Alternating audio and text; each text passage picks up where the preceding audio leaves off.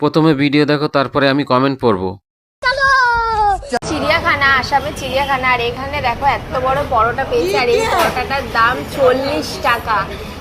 कौन है ये लोग? कहां से आते हैं? টেস্ট করে দেখি। कैसे कैसे लोग रहते हैं यार দারুণ। খাবো না? तो चलिए शुरू करते हैं। যেমন ভাব করছে লাগছে লন্ডন থেকে এসেছে। তোরা তো 10 টাকার পকেট পরোটা আর ডিজের পরোটা খেয়ে অভ্যাস, তো 40 টাকার পরোটা তোদের পেটে পচবে না।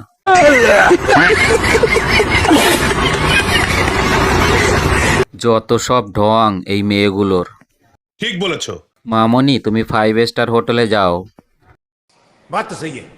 চিড়িয়াখানায় জিজ্ঞাসা করে এসেছো তোমাকে রাখবে কিনা। বলেন কি? তোমরা অতি শিগগিরই টিকিট কাটো আর চলে যাও, আমরা এমন অতিথি চাই না। ঠিক বলেছো।